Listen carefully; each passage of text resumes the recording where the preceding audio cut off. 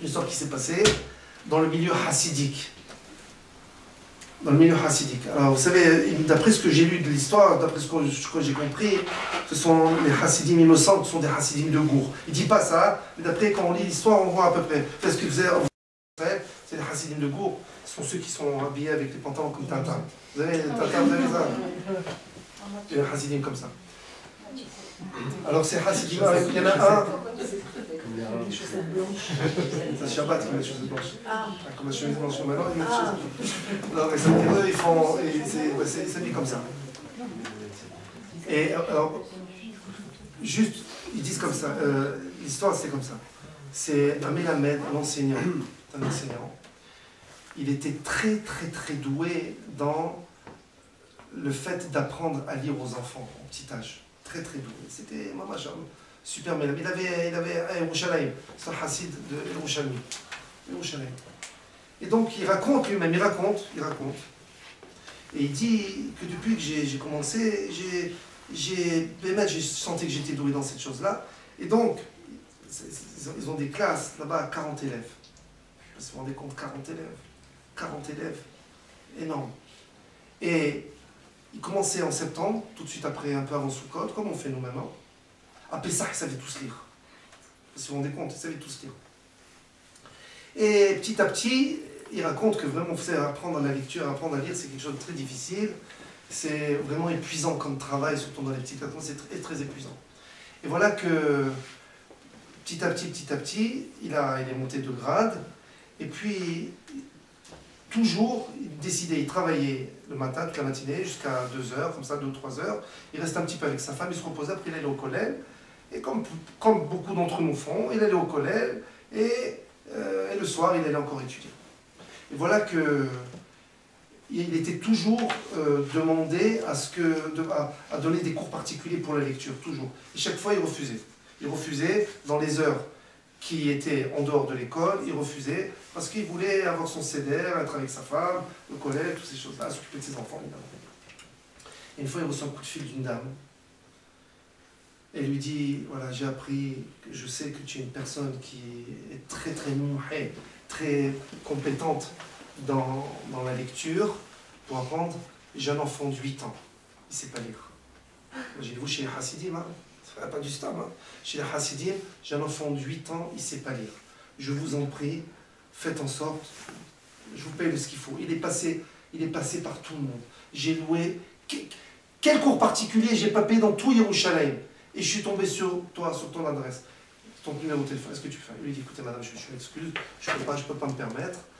Voilà. Et il lui a expliqué. Il dit, je t'en prie, c'est un enfant, j'ai peur qu'il soit cassé, qu'il soit brisé. Alors allez, nouvelles, alors allez, frère. Je paie ce qu'il a payé, je m'en fiche. Il dit, je peux pas. Et à force, elle a insisté, lui là aussi, il tenait bon. Et elle lui a dit, Al ta'amod bedam re'echa. Ne te tiens pas sur le sang de ton ami, ça veut dire ton prochain. Ça veut dire, en faisant ça, tu risques de m'abîmer, de tuer mon petit, et tu es le seul qui est capable à ce qu'il survive. Il dit, écoutez, je suis désolé, je ne peux pas. Et il a raccroché. Bon, c'est sorti de son esprit, le temps a passé, les années ont passé. 15 ans ont passé. Et après ces 15 ans-là, il a eu un élève dans sa classe. Après, il a arrêté les petites classes parce qu'il était trop fatigué. Alors, on lui a donné des grandes classes jusqu'à qu'il est arrivé à être Ram. Ram, ça veut dire un enseignant dans l'Yeshiva Gdola. Une grande Yeshiva. Il a commencé à enseigner. Et puis, il y a eu un élève qui est venu. Il s'appelait Avraham, cet élève-là. Cet élève-là, il s'appelait Avraham. Il était un petit peu comme ça, il ne parlait pas trop. Et il était très attentif. Et une fois, il a posé une question. Mais la manière comment il posait la question, ça avait l'air d'être un petit peu comme si qu'il n'était pas tellement d'accord avec le professeur. Bon, alors, une fois, 2 fois, mais en vérité, après, il a compris que c'était sa manière d'être. Mais la manière, c'est qu'on fait des élèves, des fois, ils posent des questions, et tu penses qu'ils posent des questions pour t'embêter. C'est pas pour... On pense à des fois, ça nous arrive, ça. Mais après, quand on réfléchit bien, on voit que des fois, chez certains enfants, c'est pas ça. Ça arrive, il y a plein comme ça. Mais très souvent, ça peut arriver que c'est pas... Et lui, ce rave là qui raconte, ce professeur, il l'a renvoyé de manière un peu dure. Et après, il a continué à venir l'élève. au cours et tout ça, mais il ne posait plus les questions, mais il suivait, et dans ses yeux, ça avait l'air d'être, tu sais, j'ai plein de choses à te dire, je ne suis pas d'accord, mais bon, je ne dis pas, mais voilà. Le temps a passé. Hein? Ça, vous savez, c'est... Ouais. Et voilà, le temps a passé, 2 ans sont passés. 2 ans sont passés. Et il a quitté la yeshiva. Et voilà que un jour, cet Abraham-là, il revient à la yeshiva avec une carte d'invitation parce qu'il allait se marier. Donc il voulait inviter ses rabbanim, le groupe de la yeshiva, il voulait les inviter.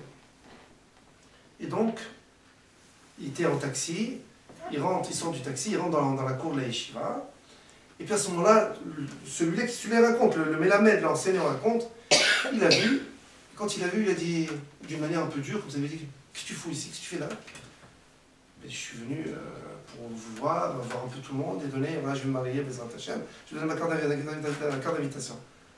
Et il lui a dit, va-t'en de là, pourquoi tu es venu? C'est comme ça qu'on se comporte, c'est comme ça qu'on s'habille, c'est comme ça qu'on se comporte. Il ne comprenait pas. Il a reçu comme ça une gifle. Il avait tellement de peine. Et il lui a dit, je veux que tu quittes la yeshiva. Je veux pas que tu t'approches des autres qui soient un petit peu attirés par ta manière d'être. Je ne comprends pas de quoi vous parlez. Il a dit, va-t'en de là. Il est parti, il a eu honte et tout, il est parti. Et le Rav, il a dit, comment un comportement pareil? Comment c'est possible un comportement pareil? Et pourquoi le Rav, celui qu'il a, pourquoi? Parce qu'il avait une kippa. Il avait une kippa, vous savez, les Hasidim, ils ont une grosse kippa comme ça. Et là, sa kippa à lui, on dirait qu'elle était un petit peu marron, comme ça. Elle était un peu marron, un peu... Vous savez qu'en Israël, dis-moi quelle kippa tu portes, je te dis qui tu es. Vous savez, ça, c'est... Non, on ne sent pas ça ici en France. On s'arrête, on ne sent pas, oui. Alors, regardez des types, vous avez en Israël, ceux qui ont la super grosse kippa, tout ça, c'est des super fromes, c'est les fromes, les péotes et tout ça, ils ont la super grosse kippa. Il y a d'autres qui ont la kippa noire, c'est les orthodoxes, normaux, comme nous. Il y a d'autres qui ont la kippa tricotée, ça c'est ce qu'on appelle les misros, les sionistes. Oui, et tiens, ceux qui ont la kippa comme ça, c'est les marmorim qui ont quitté la yeshiva malheureusement. Et ils ne savent pas où la mettre, ils la mettent là. Chacun il a sa forme, c'est comme ça. En France on n'a pas comme ça.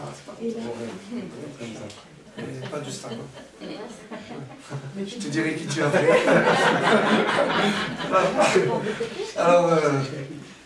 Alors donc, voilà, très bien. Écoutez bien. Et ça l'a énervé au Rav comme ça, ce Mélamed, ça l'a énervé. Et il est parti donner son cours. Et puis, voilà, le temps a passé. Écoutez bien. Pratiquement 2-3 mois passent. Un peu plus dans l'histoire, moi plus c'est 2 ou 3 mois. Enfin, voilà. Un certain laps de temps passe. Voilà, alors allez-nous, vélo alechem. La femme de ce Mélamed, cet ancien-là, on lui a diagnostiqué quelque chose de pas bien. Et le seul endroit où on pouvait essayer de l'aider, de la guérir, c'était en Suède. Il y a des docteurs là-bas qui connaissaient cette maladie particulière, je ne sais pas. Il est parti en Suède et tout ça. Ils ont fait une opération, il est revenu. Et au bout de 6 mois, sa femme, elle est niftéret. Elle est niftéret.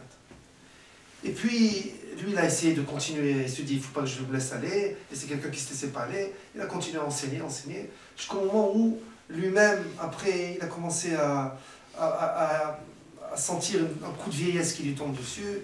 Il est tombé, il s'est cassé, alors allez-nous, le col du fémur. Et quand il s'est cassé le col du fémur, il est resté pratiquement 10 heures. 10 heures dans l'appartement, jusqu'à un de ses petits-fils, il est venu. Pourquoi faire? Pour le voir, qu'est-ce qui se passe? On n'a pas de nouvelles de lui, on sonne le téléphone, rien du tout. Il est rentré, quand il est rentré, il a vu par terre.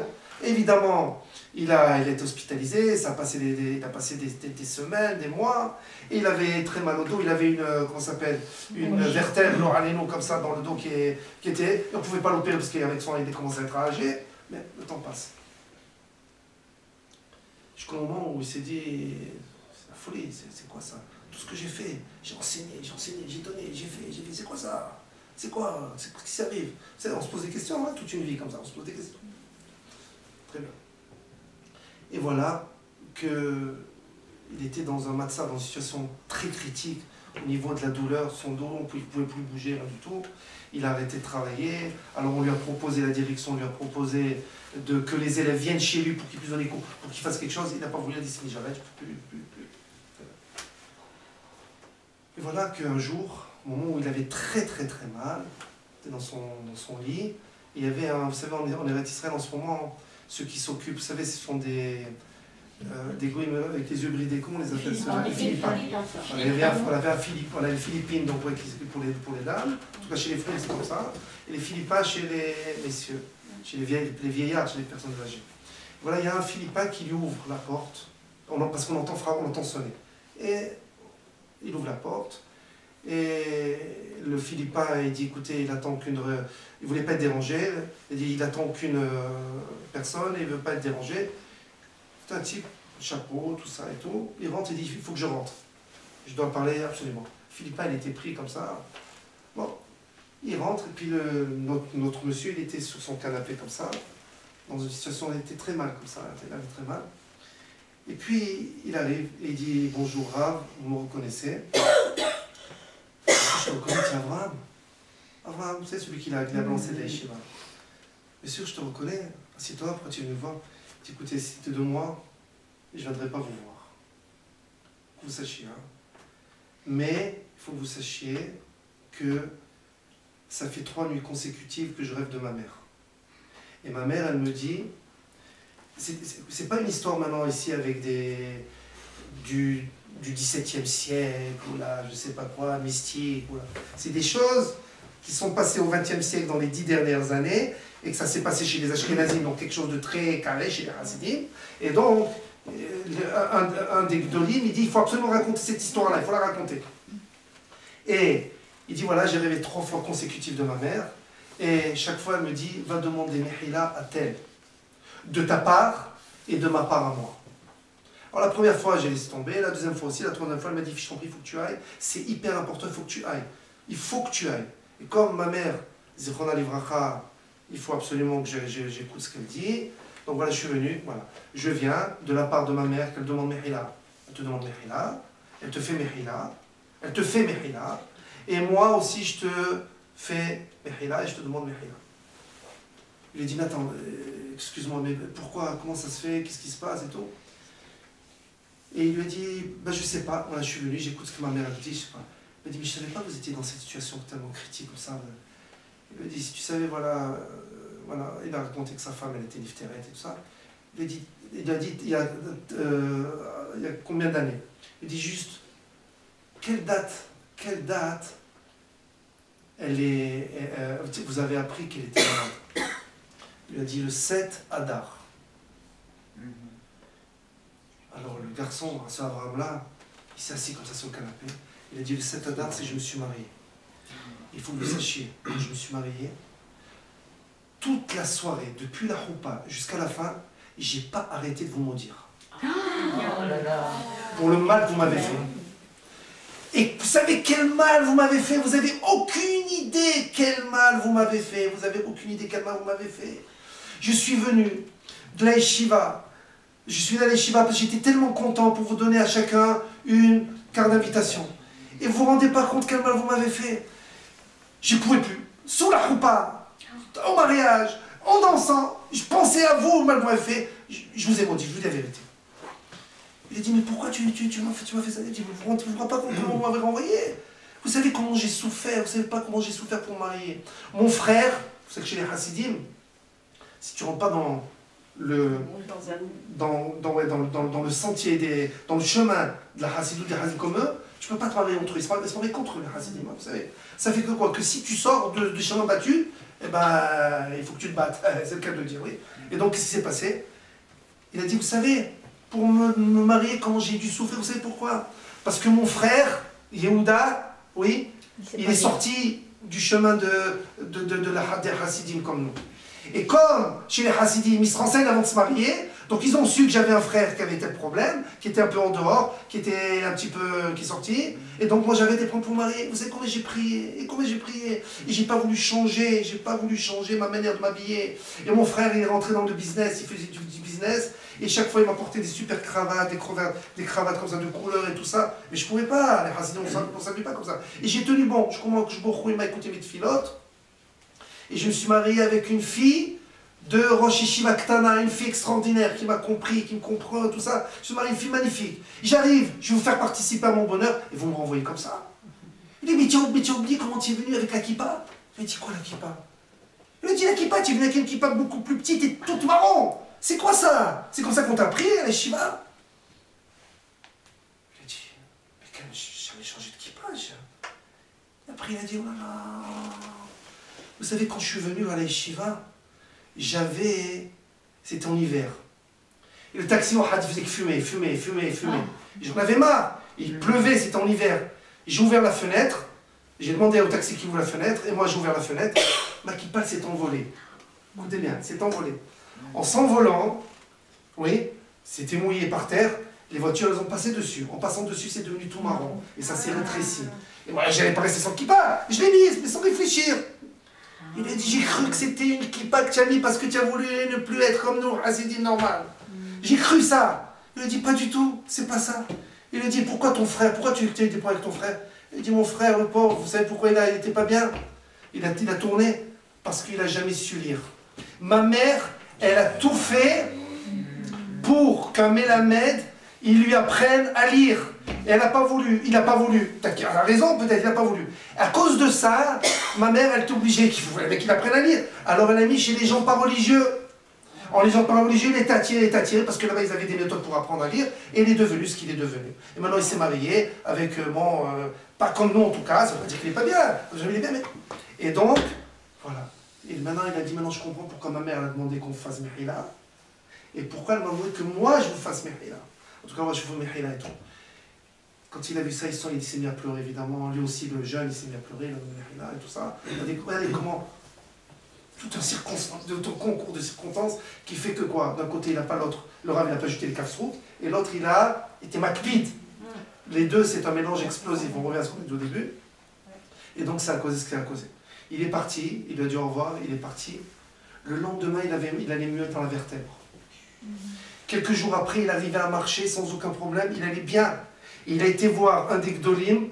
Il lui a dit, il faut absolument que tu racontes cette histoire, il faut absolument être matfi, ça veut dire, qu'on appelle ça, imprimer, diffuser cette histoire, pour qu'on se rende compte à quel point c'est grave d'être matpid, et c'est grave de ne pas juger les kafsrouf. Et il a dit, voilà, que cette histoire, ce qu'il a fait, il a arrêté tout, évidemment, enfin, il a décidé de prendre tous les enfants qui avaient des problèmes de lecture, tous les enfants, de les prendre et leur enseigner gratuitement. Il a dit ça, je crois que c'est mon tarif dans ce rôle-là, il a décidé de faire ça, et... il a dit, voilà, je raconte cette histoire pour que tout le monde diffuse, pour que Yehuda ben Rivka, il fasse tchouva. C'est quoi? C'est ce type-là qui il a tourné parce que, il était vous savez, quand on est en échec scolaire, alors allez, nous c'est comme ça qu'on peut tourner. Surtout dans les milieux religieux, surtout en Eretz Israël, dans des milieux comme ça un peu fermés. Ça ne veut pas dire que c'est mal d'être fermé comme ça, je ne sais pas. Mais en tout cas, dans ces milieux-là, oui, si on est en échec scolaire, alors automatiquement on sort du bateau et alors allez nous verrons. Donc voilà, il faut essayer en tout cas d'apprendre à ne pas être makpid et ne pas juger mal les autres. Si on fait ça, que beaucoup il fait aussi comme ça de la même manière, il ne regarde pas notre dossier.